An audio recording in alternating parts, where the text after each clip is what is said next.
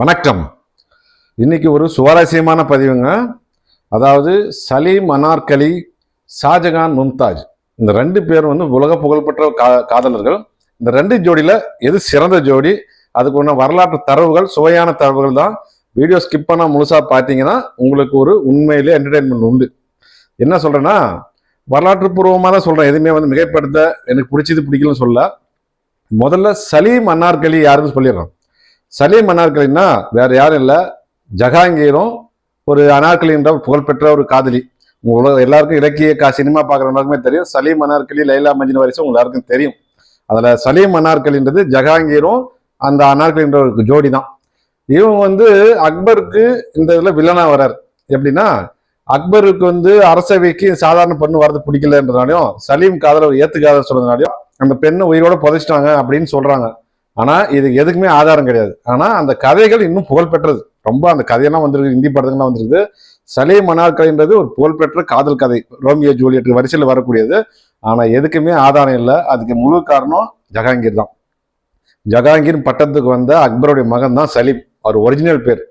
ஆனா அந்த காதல் கதை புகழ்பெற்றது, ஆதாரம் இல்லாதனால அதை பத்தி பெருசா பேச முடியல. ரெண்டாவது அது நிறைவேறாத காதல். அடுத்த ஜோடி சலீமுடைய, ஜஹாங்கீர் எனப்படுகின்ற சலீமுடைய மகன் தான் ஷாஜகான். அவருடைய உண்மையான பேர் குஸ்ரு பேர். அப்படி அவருக்கு ஒரு காதல் வசப்பட்ட உலக புகழ்பெற்ற கதாநாயகங்க. பல விஷயங்கள், அவர் ஒரு முகம் கிடையாது, பல விஷயங்கள் இருக்கு, அது முழுசா கேளுங்க. ஷாஜகானுக்கு அதே அப்பாவுடைய ஜஹாங்கீருடைய இன்னொரு வேஷம் தாங்க சொல்லணும். அவருக்குள்ள இருந்த கலைஞன், கவிஞன், அவருக்குள்ள இருந்த ரசனைவாதி, அவருக்குள்ள இருந்த காதலன், அப்படியே ஷாஜகானா வெளியே வந்திருக்காருன்னு தான் சொல்லணும். ஏன்னா ஒரே மாதிரி தான் இருக்கு அவங்க ரெண்டு பேர் வாழ்க்கையும். எப்படி பார்த்தீங்கன்னா, ஷாஜகானும் யாரை லவ் பண்றாருன்னா, அரண்மனை தோட்டத்துல ஒரு அங்காடி மாதிரி, ஒரு சந்தை மாதிரி போட்டு ஒரு மகிழ்ச்சிக்கான திருவிழா நடத்தும் போது அங்க அரச குடும்பத்தை சேராத இந்த அஜ்மான் பேகம், அதுதான் அங்க மும்தாஜ் ஒரிஜினல் பேர். அவங்க அங்க கடை போட்டிருக்கிறாங்க. கண்ணும் நோக்கினதுல ரெண்டு பேரும் லவ் வந்துருச்சு. அது அந்த காலத்துல ஏத்துக்க மாட்டாங்க. சாதாரண பெண்ணு அரச கல்யாணம் பண்ண ஒத்துக்க மாட்டாங்க. ஏற்கனவே சலீம் அனார்கலி கதை நடந்துருச்சுன்னு சொல்றாங்க. ஆனா இது உஷாரா என்ன பண்ணாருன்னா, காதலை வளர்த்துக்கிட்டே வந்துக்கிறாங்க. ஆனா கல்யாணம் பண்ணல. முதல்ல ஷாஜகான் பண்ணதெல்லாம் அரச குடும்பத்தை சேர்ந்த ஒரு 3 திருமணம் பண்ணிக்கிறாங்க. அதுதான் அவர் முதல் பண்ணது. ஆனா அவர் மைண்ட்ல இருந்ததெல்லாம் இந்த அஜ்மான் பேகம் தான். கடைசியில அவருக்கு இளவரசராகி பவர் கூடின பின்னாடி 4ஆவதா தான் பண்றாரு இந்த அர்ஜிமாண்ட் பேகத்தை. இந்த அர்ஜிமாண்ட் பேக் கல்யாணத்தை காதலை ஏத்துக்கிட்டு ஜஹாங்கீரும் உள்ள கூப்பிடுறாரு. இவருக்கு மும்தாஜ்ன்ற பேரை கொடுத்ததும் ஜஹாங்கீர் தான். அதாவது என்ன மும்தாஜ் என்ன அர்த்தம்னா, அரண்மனையின் ஒளி அப்படின்னு அர்த்தமா. அதனால ஆனா இந்த எவ்வளவோ கல்யாணம் பண்ணாலும் ஷாஜகான் தன்னுடைய மும்தாஜ் மேல அளவு காதல் குறையவே இல்லை. மற்றவங்கள அவர் பொருட்டாவே மதிக்கலையாம். அது ஒரு பார்ஷியாலிட்டின்னு சொன்னப்பட்டாலும் அவருடைய மனசு ஃபுல்லா மும்தாஜ் தான் இருந்திருக்கிறாங்க. அதனால அப்படி ஒரு சந்தோஷமா வாழ்க்கை போயிருந்திருக்குது. ஷாஜகான் மிகச்சிறந்த பாடகர்ன்றது பல பேருக்கு தெரியாது. அவர் இசையில மிகச்சிறந்த மேன்மையானவர். கவிதைகள் ரொம்ப பிடிக்கும் அவருக்கு. கவிதை கேட்கறதுக்குன்னே பல புலவர்கள் வச்சிருப்பாரு. இவரும் எழுதக்கூடியவர். பாடகர். மேல் மாடிகள்ல, அரண்மனை முற்றத்துல, நிலா வெளிச்சத்துல மும்தாஜை கூட்டு போய் பாடி காட்டினா அவருக்கு அவ்வளோ சந்தோஷமா. அவ்வளோ பெரிய கலைஞன் அவர். அந்த மாதிரி நல்ல சீரும் சிறமா போனாங்க. ஆரம்பத்துல மனசன் ஜம்முன்னு மீசையெல்லாம் வச்சுன்னு ஜாலியா இளவரசரமா இருந்திருக்கிறாரு. அரசரான பின்னாடி தான் தாடி வளர்த்துருக்காரு. அதுக்கு முன்னாடி அவர் சற்று உயரம் குறைவானவர் தான். ஆனா கொஞ்சம் நல்ல ஷோல்டர்லாம், உடம்பு, பர்சனாலிட்டி, அரசு ஆட்சியிலும் பெரிய திறமையானவர். பன்முக திறமை ஷாஜகானுக்கு உண்டுங்க. அதுல யாரும் மாற்று கருத்தே கிடையாது. நல்லா போயிட்டு இருந்த வாழ்க்கை. அரசரான பின்னாடி 4 வருஷம் தான் சேர்ந்து வாழ்ந்துக்கிறாங்க மும்தாஜ் கூட. மும்தாஜும் அந்த அத்தரெல்லாம் கண்டுபிடிச்சதா சொல்றாங்க. நிறைய விஷயங்கள் அவங்களும் சரியா செஞ்சிருக்கிறாங்க. ரெண்டு பேரும் சந்தோஷமா வாழ்ந்து 14 குழந்தைகளை பெற்றுக்கிறாங்க. 14வது குழந்தை தான் பிரச்சனையானது. அது போர்க்களத்துல எங்க போனாலும் ஷாஜகான் மும்தாஜ் கூடவே கூட்டு போவாராம், பிரியவே மாட்டாங்களாம். அவங்க கடைசியா போர்க்களத்துக்கும் ஒன்னாதான் போயிருக்கிறாங்க. போர்க்களத்துல பிரசவ வலி 30 மணி நேரம் பிரச்சனைங்க. ரத்த போக்கு நிக்காம இறந்துருக்கிறாங்க. அந்த ஒரு கொடூர சோகம் அது. அப்போ போர்க்களத்தை பார்த்து பயப்படாத ஷாஜகான் இந்த விஷயத்துல மனசு உடைஞ்சி போயிட்டார். அதுக்கப்புறம் அவர் ஒரு மாதக்கணக்கை வரைய விட்டே வெளியே வரலையும், இடிஞ்சு போய் உட்காந்துருக்கிறாரு. அவர் எப்பவுமே பகட்டான உடை, விலை உயர்ந்த மது, சங்கீதம் இப்படி கேட்குறவர் எல்லாத்தையும் மறந்துட்டு ரூம்ல போய் உட்காந்துட்டார். மது எப்படின்னா, அவங்க அப்பா ஜஹாங்கீர் தான் 24 வயசுல ஒரு பழக்கம் பண்ணாராம். இது சாப்பிட்றா, இது சாப்பிடலன்னா உலகத்துல சில விஷயங்கள் உங்களுக்கு தெரியாதே போயிடும் அப்படின்னு சொல்லி அவங்க அப்பா கற்றுக் கொடுத்தது யாரும் நம்ப மாட்டீங்க, ஆனால் நடந்தது. அந்த மாதிரி ஜஹாங்கீர் வந்து ஒரு வித்தியாசமான ஆளுமை கொண்டவர். ஜஹாங்கீரை பற்றி போனால் தனி வீடியோ போடுறேன், ஏன்னா அவர் சில உணர்ச்சிகளின் கலவை. ஜஹாங்கீரை புரிஞ்சுக்கணும்னா நீங்கள் இன்னொரு ஜஹாங்கீராக மாறணும். ஆனால் அந்த சலீம் விஷயம் வந்து ஜஹாங்கீரா மாறினது அக்பர் பண்ணியிருப்பாரான்னு கேட்டால் சில விஷயங்கள் ஆதாரங்கள் இருக்கு. எப்படின்னா, அதுக்கப்புறம் வந்து ஜஹாங்கீர் உணர்வு நிலை எப்பவுமே சரியா இருந்ததில்லை. அவர் அந்த பாதிக்கப்பட்டதுனால இருவேறு மனநிலையில் கொண்டவரா, அடிக்கடி மாறக்கூடியவரா, கொதிநிலை உச்சத்துல போய் கத்தக்கூடியவரெல்லாம் இருந்திருக்காரு. அதுக்கு இது காரணமா இருந்திருக்கலாம். ரெண்டாவது, அக்பருக்கும் ஜஹாங்கீருக்கும் 7ஆம் பொருத்தம் ஆரம்பத்திலேருந்தே ஆகலையாம். ஒருவேளை இது காரணமா இருந்திருக்கலாம். கடைசி மரண தருவாயில் கூட அக்பர் விருப்பம் இல்லாம தன் அரசனுடைய அடையாளமான அந்த உடைவாளை எடுத்து திட்டினே ஏதோ நாடு உட்பட்ட மாதிரி தான் அதை பிடிச்சி தொலைன்னு சொல்லி பிடிச்சிட்டு போனாராம். அந்த மாதிரி தான் நடந்திருக்குது. அந்த அளவுக்கு 2 பேருக்கும் ஒத்து போகாது. இந்த காதல் கதையும் காரணமா இருந்திருக்கலாம். சரி, நம்ம அடுத்த கதைக்கு வருவோம். நம்ம கதாநாயகனுடைய ஷாஜகானுக்கு வருவோம். மும்தாஜ் வந்து அவருடைய கனவு காதல் தேவதை. பொதுவாக ஒரு பழமொழி சொல்லுவாங்க, ஆசை 60 நாள் மோகம் 30 நாள். எல்லாம் வந்து ஒரு கல்யாணம் பண்ணி 1 வருஷம் தூக்கி கொஞ்சுவாங்க, அப்புறமா ஒதுக்கிப்பாங்கன்னுவாங்க. காதல்லாம் காணாமல் போயிடுவாங்க. காமம் முடிஞ்சிச்சுன்னா காதல் போயிடுவாங்க. அதெல்லாம் பொய்யாக்குனது. காதல் அழிவதில்லை அப்படின்னு நிரூபிச்ச ஒரு காதல் கதாநாயகன் ஷாஜகான். 14 குழந்தை பிறந்தும் ஒருத்தன் தன்னை மறக்க முடியாத காதலிக்கிறானா, அவன் திகட்டு லவ் பண்ணிடுறானா, எப்பேற்பட்ட காதல் கதாநாயகன் நீங்களே பாருங்க. உள்ள போய் இடிஞ்சிருக்கிறாரு, உட்காந்து அவருடைய வழக்கமான அத்தனை நின்று போயிருக்கு. பேரரசருக்கு அந்த கதியான என்ன ஆகும்? அந்த மாதிரி இருக்கும்போது அவருக்கு வந்து ஒரு ஃப்ளாஷ்பேக் வருது. மும்தாஜ் வந்து அந்த சாகிறதுக்கு கொஞ்ச நாள் முன்னாடி நிறைய மாசம் கர்ப்பிணியா இருக்கும்போது ஒரு கனவு கண்டுக்கிறாங்க. என்ன கனவுனா, பெரிய தோட்டம், அதுல வெள்ளை கலர்ல ஒரு பெரிய அரண்மனை மாளிகை, அதை ஒரு ரசிச்சு அதை வர்ணிச்சிருக்கிறாங்க. அதை வந்து ஷாஜகான் சொல்லியிருக்கிறாங்க. அதை வந்து இவர் மைண்ட்ல வந்து திடீர் ஷாக் ஆகி ஒரு மின்னல் மாதிரி வந்த பின்னாடி இவர் அதுல கையெடுத்துட்டார். என்ன பண்றாருன்னா, முதல்ல மும்தாஜ் இறந்த உடனே அவர் அடக்கம் பண்ணது தபதி நதிக்கரைங்க, அங்கதான் அடக்கம் பண்ணது. அப்புறமா 6 மாசம் கழிச்சுதான் யமுனை நதிக்கரை ஷிஃப்ட் பண்றாங்க.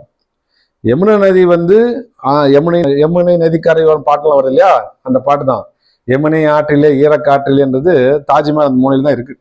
அங்க என்ன ஆச்சுன்னா, ஒரு மான்சிங்னு ஒரு ரஜபுத்திர அரசருக்கு சொந்தமான தோட்டம் அது. அவர்கிட்ட ஒரு விலைக்கு வாங்கி தான் அந்த இடத்த தேர்ந்தெடுத்து கட்டுறாரு.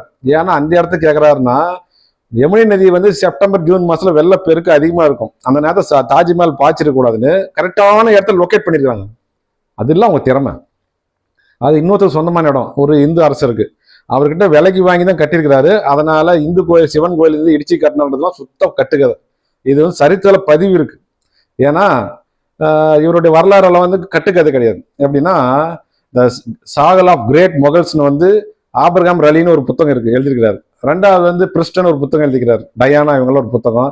முக்கியமா ஷாஜகானுடைய அரசவையிலே ஒரு வரலாற்று ஆசிரியர் கவிஞர் இருந்திருக்கார், நியாமத் கான் ஒருத்தர் இருந்துக்கிறார். அவர் வந்து ஷாஜகான் நாமான்னு ஒரு புத்தகம் எழுதிக்கிறாருங்க, வரலாற்று பூர்வமானது எல்லாமே. இந்த மும்தாஜி சொன்ன கனவெல்லாம் அதுல இருக்கு.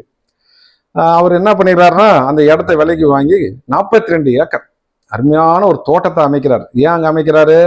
அங்க வந்து தண்ணி வசதி, யமுனை நதிக்கரையோரம் இந்த ஆரம்பிச்சாதான் தண்ணி வசதி இருக்குன்னு அங்க கட்டுறாங்க.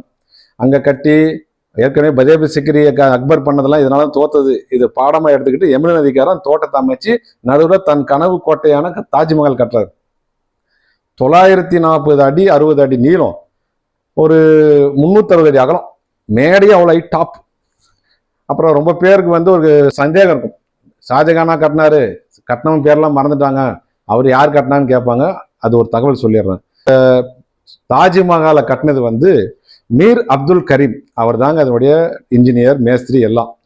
இன்னொருத்தர் முகமது கான், இவர் வந்து ஈரான்ல இருந்து வந்து ஜஹாங்கீர் காலத்துல இங்க வந்தவர். அவர் இந்த கட்டிடக்கலையில பாரசீக இந்தோ சாராசனி கட்டிடக்கலையில ஃபேமஸ். இவங்க 2 பேருடைய கற்பனை தான், பிளஸ் எல்லாத்தையும் மீது ஷாஜகானுடைய மிகச்சிறந்த ஆளுமையும் 3 பேர் சேர்ந்து தான் இது பண்ணியிருக்கிறாங்க. ஒரு வரலாற்று தகவலா சொல்லிடுறேனே, அவங்க கையெல்லாம் வெட்டிட்டாங்களா, அதெல்லாம் வந்து கட்டுக்காது, அந்த மாதிரி வரலாறே இல்லை. ஏன்னா பிற்காலத்து ஹிஸ்டரி 17ஆம் நூற்றாண்டுல வாழ்ந்ததுல அதெல்லாம் நடந்தா பதிவே பண்ணியிருப்பாங்க. அதனால ஒரு கட்டுக்கதையை எடுத்துக்காங்க. இது வந்து தாஜ்மஹால் வரும் கட்டுக்கதை தான். சரி, நம்ம தாஜ்மஹால் வருவோம். 140 அடிக்கு மினார்கள், பிரம்மாண்டமா, நேரில் போனவங்களுக்கு தெரியும். 4 மினார், நடுவில் வந்து பிரம்மாண்டமான தாஜ்மஹால்.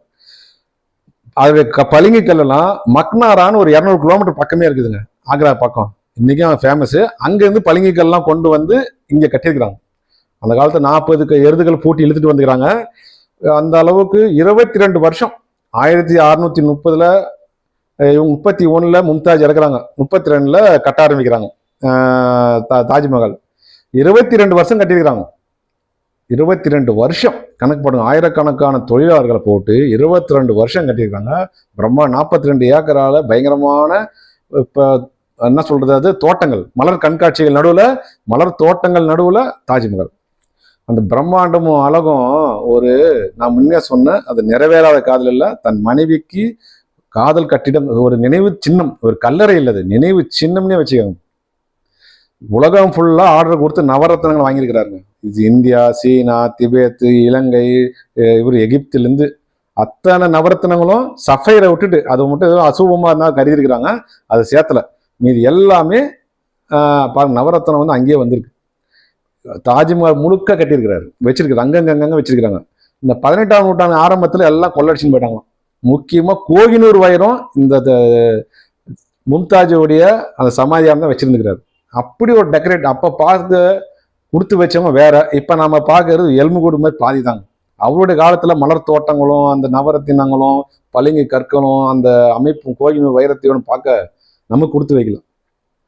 திருப்பி எடுத்துன்னு வந்து இங்க புதைச்சி அற்புதமான அந்த அவர் ஆரம்பத்துல வேற பேர் தான் வச்சிருக்காரு. ஆனா தாஜ்மஹால் உலக புகழ் பெற்றது. இது என்ன ஒரு பிரச்சனை தெரியுங்களா? தாஜ்மஹால் கட்ட ஆரம்பிச்ச 22 வருஷத்துல நாட்டுல பஞ்சம். அந்த நேரத்துல இவர் தாஜ்மஹால் கட்டுறது பல பேர் உள்ள இருந்த அரசவையில இருந்த அரச குடும்பத்துல இருந்தவங்களெல்லாம் போவோம். இவ்வளோ பேர் கஷ்டத்துல போய் இந்த மனுஷன் ஒரு கல்லறை போய் 6 அடிக்கு நோண்டி போட்டு வரது விட்டு போட்டு என்ன கல்லறைக்கு போய் இவ்வளவு செலவு, வேற எதனா ஒரு பெரிய பெரிய விஷயத்துக்கு கட்டலாம், கல்லறைக்கு போய் எவனா இவ்வளவு செலவு பண்ணணும், முட்டாளாயம் அப்படின்னு சொல்லி திட்டுறாங்க. இது உலக புகழ்பெற்ற உலக அதிசயங்களை ஒண்ணுன்றது அவங்களுக்கு தெரிஞ்சுக்கல பாவம். சில பேருக்கு தான் வரலாறு முன்னோக்கி பார்த்து செய்யக்கூடிய ஆட்கள் சில பேருக்கு தான் இருக்குது. அதுல ஷாஜகான் ஒருத்தர். அன்னைக்கு அரச குடும்பத்துல அத்தனை பேர் எதிர்த்தாங்க, அரசவையில் அத்தனை பேர் எதிர்த்தாங்க. இவ்வளவு செலவு பண்ணி ஒரு கல்லறை கட்டுறதா டூ மச் அப்படின்னு திட்டிருக்காங்க. இது யுனெஸ்கோவும் அங்கீகரிக்கப்பட்ட உலக அதிசயங்கள் 7ல் 1 நான் பார்த்துக்கணும். காதல் சின்னம் உலகத்துல வேற எதுவுமே வர முடியாதுங்க. இந்த தாஜ்மஹாலை தவிர்த்துட்டு நீங்க எதுவுமே உலக காதல் சின்னம் அங்கீகரிக்கவே முடியாது. இன்னைக்கு மில்லியன் கணக்கான ஒரு டூரிஸ்ட் வராங்க. தாஜ்மஹால் அந்த இன்னைக்கும் மும்தாஜ் ஷாஜகானுடைய காதலை சொல்லினே தான் இருக்கும். வர்றவங்க ஒவ்வொருத்தர் காதலையும் சொல்லும், அங்க ஒரு காதலையும் வந்து சொல்லும். இவர் அப்படி நல்ல அற்புதமான ஒரு உலக அதிசயத்தை இந்தியாவில் கட்டி தந்ததுக்கு பரிசா அவங்க பையன் ஆட்சிக்கு வந்த உடனே தூக்கி உள்ள போட்டாரு. அவர் சொன்ன காரணம், இன்னைக்கு அரசியல்வாதி பண்ற மாதிரி அடுத்த ஆட்சி வந்தா போன விஷயம்லாம் நோண்டி ஏதாவது குறை சொல்றாங்க இல்லையா, அதே மாதிரி அரசு கஜானா காலி பண்ணிட்டாருன்னு சொல்லி என்ன பண்றாரு, அவுரங்கசீப் என்ற புகழ்பெற்ற ஒரு அரசர் வந்து சொந்த மகனே அந்த முகலாய பரம்பரைக்கு ஒரு சாபக்கேடு, அப்பா மகனும் ஒத்தே வராது. அது வந்து இங்க நடந்திருக்கு. தாஜ்மஹால் கட்டினது ஒரு தப்பா, அதுக்காக இப்போ உலக அதிசயத்தை கட்டினது ஒரு தப்புன்னு உள்ள போட்டா யார் சொல்ல முடியும்? இன்னைக்கு பார்த்தா சிரிப்பீங்க, நீங்க அதுக்கு நியாயமா இருந்தோம். அவர் சேர்றா மகனே போட்டதும் போட்ட தாஜ்மஹால் பாக்குற மாதிரியே பக்கத்துல போடுறான்னு சொல்லி அது பக்கமே ஒரு சிறைச்சாலை உண்டாக்கி மாடியிலேருந்து ஒரு தொலை விட்டு அந்த இதுவே பார்த்துட்டு இருந்துக்கிறார். எதை? தாஜ்மஹாலை. இன்னொரு விஷயம் சொல்ல மறந்துட்டான். ஷாஜகானுக்கு இன்னொரு ஆச்சரியம் வந்தது. அவர் முடிவு காலம் நெருங்கணும் தெரிஞ்ச உடனே வெள்ளை தாஜ்மஹால் மனைவிக்கு கருப்பு தாஜ்மஹால் கட்டணும் ஒரு ஆசை வந்துருச்சுங்க அவரு. அதனால மட தாஜ்மஹால் ஆப்போசிட்ல கடகால் பண்ணிலாம் ஆரம்பிச்சிட்டாரு. கருப்பு தாஜ்மஹால் கட்டுற முடிவு இதை விட சூப்பரா கட்டணும் ஆரம்பிச்சிட்டாரு. ஆனா சிறிது நேரத்து காலத்திலே அவுரங்கசீப் இவர் தூக்கி உள்ள போட்டதுனால அந்த திட்டம் நிறைவேறல. கருப்பு தாஜ்மஹால் இதை விட அதிசயம் அபூர்வமா இருந்திருக்கும், நமக்கு வாய்க்கல. ஒருவேளை இறைவன் ஒரு தாஜ்மஹால் தான் இருக்கணும், அது பெருமையை அர்த்தம் படிச்சிடக்கூடாதுன்றதை தடுத்துட்டாரான்னு தெரியல. ஆனா ஷாஜகான் ஒரு கலா ரசிகன், மிகச்சிறந்த பாடகன், இசை நடனத்துல சிறந்தவர், பாடுகள்ல சிறந்தவர், 2வது கவிதைகள் கேட்கறதுல சிறந்தவர், ஆட்சி அதிகாரத்துல சிறந்தவர், வீரத்துல சிறந்தவர். அதை விட இன்னும் சொல்ல போனா செங்கோட்டை, அது இவர் தான் சொல்லிடுறேன்.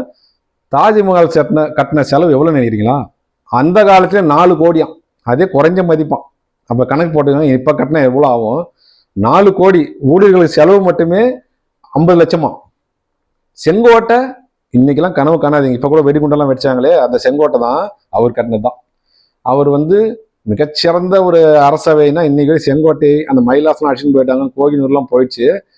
இந்த விஷயத்தை பொறுத்தையும் சொல்றேன், செங்கோட்டை நம்மளுடைய மிகச்சிறந்த கிஃப்ட். அவர் கொடுத்துட்டு போன கிஃப்ட். ஷாஜகானுடைய காதல் எப்பயும் நிற்கும். சலீம் அனார்கலி காதல் வெளியே தெரியாது போன. அவர் எந்த நினைவு சின்னத்தை ஜஹாங்கீர் எழுப்பல, அதுக்குண்டான எந்த ஒரு தகவலும் கொடுக்கல. தன் காதலே வந்து இப்ப நம்ப முடியாத போனது பண்ண ஜஹாங்கீர் தான் காரணம். ஆனா இவர் மட்டும் தாஜ்மஹால் கட்டாது போயிருந்தா மும்தாஜ் ஷாஜகான் காதல் வெளியே தெரியாது போயிருக்காங்க. இதே மாதிரி ஆதாரம் இல்லை. ஷாஜகான் ரொம்ப அன்பு வச்சிருந்தாராம்பா, நான் அதை பத்தி எதுவும் தெரியலன்னு தான் சொல்லிட்டு கடந்து போயிருக்கோம். ஆனால் சரித்திரத்தில் நிற்க வச்சதுக்கு தாஜ்மஹால் கட்டினது தான் காரணம். அதனால தான் இன்னைக்கு ஒரு அன்பை தெரிஞ்சது. இது வந்து யாரும் மறுக்க முடியுமா? ஷாஜகான் மும்தாஜ் காலத்தில் மறுக்க முடியுமா? முடியாது. காரணம் அவர் எழுப்பிய தாஜ்மஹால். இன்னும் பல ஆயிரம் ஆண்டுகள் ஆனாலும் வரப்போகிற காதலர்களுக்கெல்லாம் அது வந்து கதையை சொல்லிட்டு தான் இருக்கும். அந்த மாதிரி தமிழ் படத்தை ஒரு பாட்டு காவியமா நெஞ்சில் ஓவியமா சிவாஜி நடிச்சது, ஜெயராமன் பாடின பாட்டு, அருமையான பாட்டு அங்கேயே எடுத்திருப்பாங்க. தாஜ்மஹாலை பொறுத்த வரைக்கும் உலக அதிசயத்தில் மட்டும் இல்லை, அது உணர்வோடு கலந்தது. அது வேற இன்னும் சொல்ல முடியாது. சரி, இது பிடிச்சதை லைக் பண்ணுங்க, ஷேர் பண்ணுங்க. முக்கியமாக நம்ம ஒளி தீபம் சேனலுக்கு சப்ஸ்கிரைப் பண்ணுங்க. நன்றி, வணக்கம்.